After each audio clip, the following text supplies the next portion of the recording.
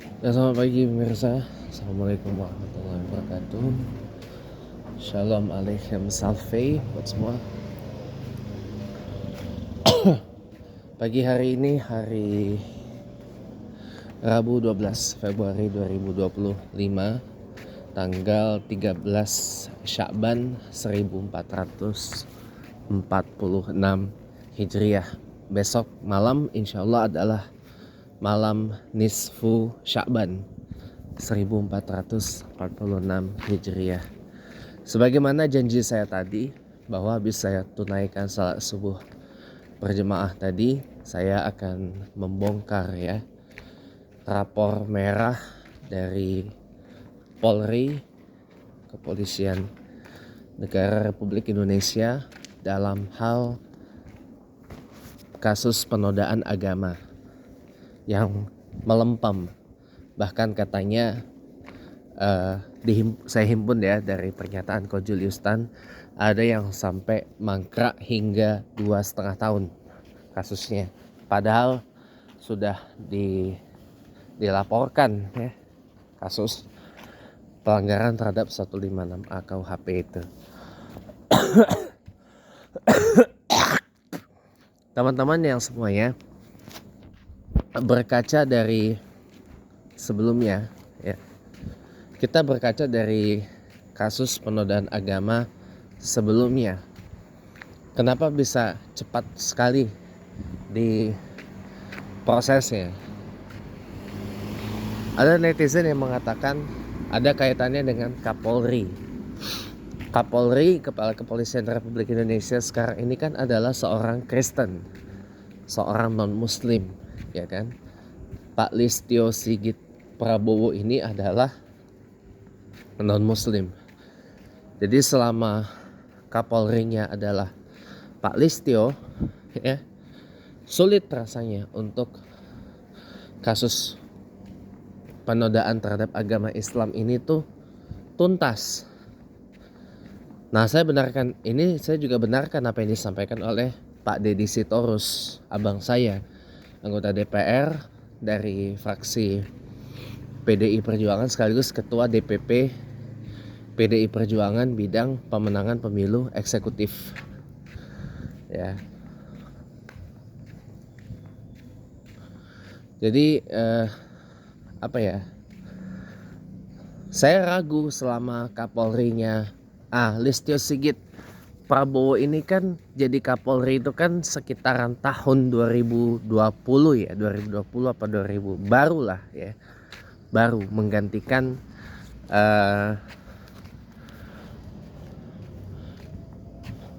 setelah Tito ada lagi, setelah Tito Karnavian diangkat jadi Menteri Dalam Negeri itu ada lagi penerusnya, gitu. Ada lagi penerusnya. Sebelum Listio, apa setelah Tito langsung Listio ya? Ya, kayaknya sih setelah Tito langsung Listio Sigit Kapolrinya.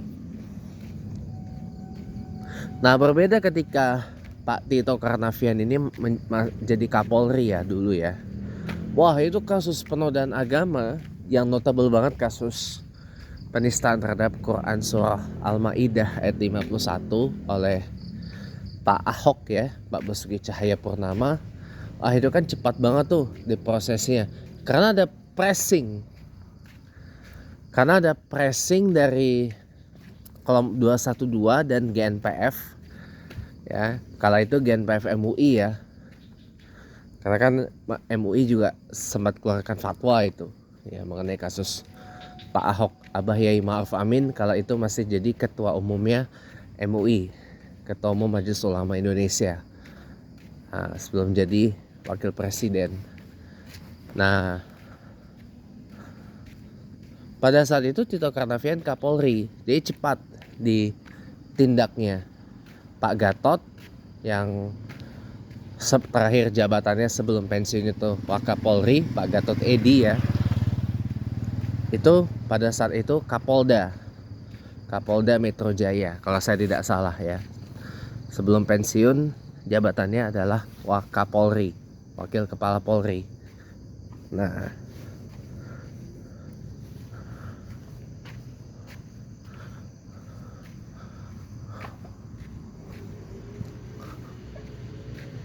itu cepet tuh diprosesnya, cepet, gelar perkaranya juga cepet, gak nyampe sebulan kelar itunya, dari pelaporan, gelar perkara, sampai ke proses P21-nya, pelimpahan ke pengadilan, ke mahkamah. Itu. Nah itu makanya jadi disitulah mulai saya lihat, wah ini cepat kali karena pada saat itu juga ada kontes politik kan, Pilgub Jakarta 2017 yang dimenangkan oleh Anies Baswedan. Gitu, ada kontestasi politik.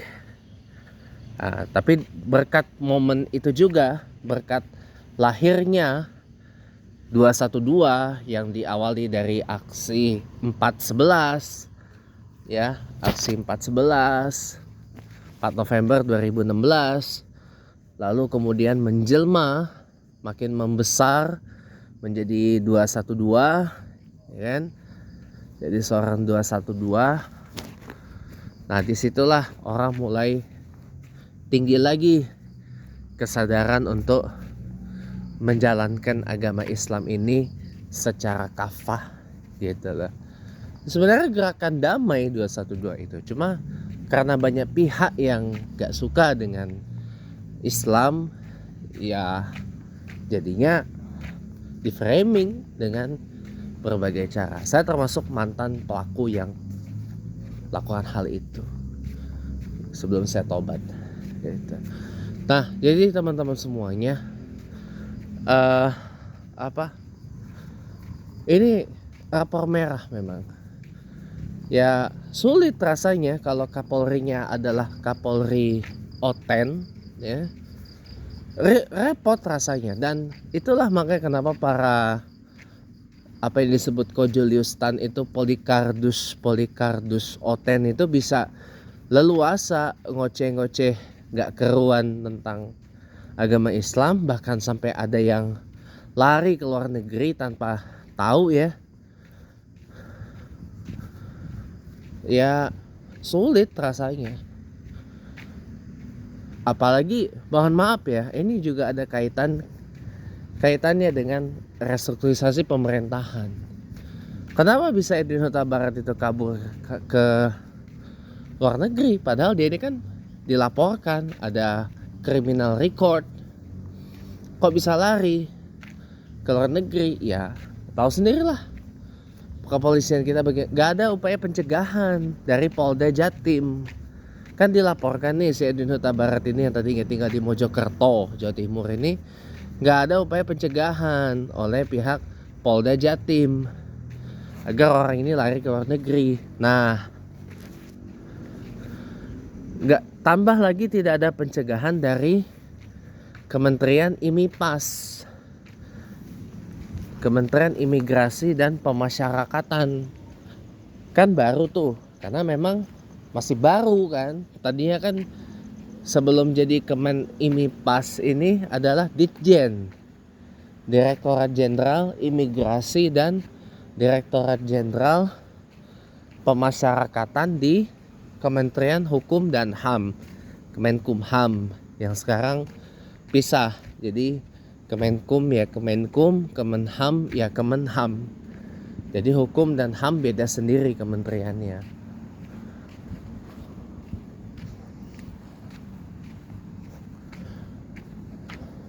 Jadi gitu kawan-kawan.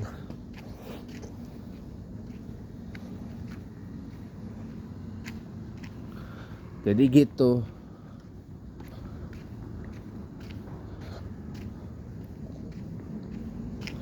Jadi gitu teman-teman ya.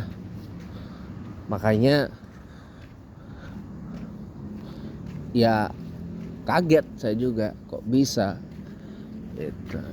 Ya karena gak ada upaya, gak ada keseriusan dari pihak kepolisian berkoordinasi dengan Ini kan harus ada koordinasi dulu, upaya pencekalan itu kan koordinasi dulu antara Polda Jatim kepada Mabes Polri untuk selanjutnya ditindaklanjuti oleh Kemenimipas. Gitu. Kemenimipas ini dipimpin oleh mantan Wakapolri Pak Agus Andrianto. Ini juga orangnya bagus ini, Pak Agus Andrianto ini, ya. Sayang gitu loh, keburu ditarik oleh, seharusnya beliau ini yang jadi Kapolri menggantikan Listio Sigit Prabowo, ya. Bagus. Harusnya Pak Agus Andrianto ini yang jadi Kapolri gantiin Listio. Cuma keburu ditarik oleh Presiden Prabowo Subianto untuk menjadi Menteri Imigrasi dan Pemasyarakatan yang pertama, Menteri Imipas yang pertama. Wakil menterinya adalah Ditjen Imigrasi yang terakhir, Pak Silmi Karim, yang gantiin Pak Roni Sompi itu.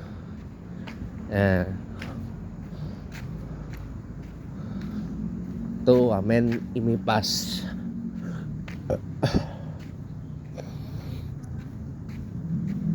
Kenapa Pak Agus keburu ditarik oleh Presiden Prabowo untuk jadi Menteri Imipas, ya, yang pertama?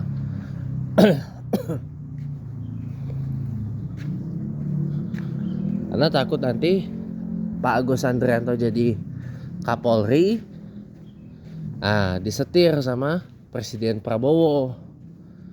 Presiden Prabowo takut, ya kan, takut nanti disetir Presiden Prabowo sehingga nanti para ternak-ternaknya dilucuti semua gitu loh.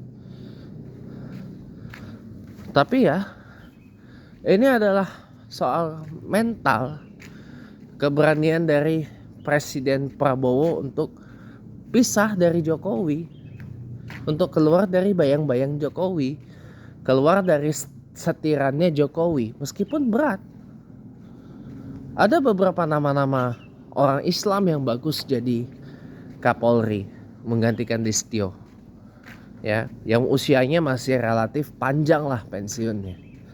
Ada Kabar Hankam Polri, kepala Badan Pertahanan dan Keamanan Polri, Pak Fadil Imran, yang sebelum jadi Kabar Hankam itu Kapolda Metro Jaya. Terus ada Kabar Reskrim Polri yang sekarang, Kepala Badan Reserse Kriminal Polri. Itu bagus jadi Kapolri yang sekarang.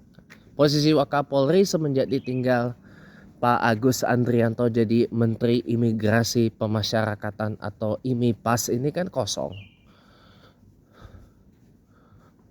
And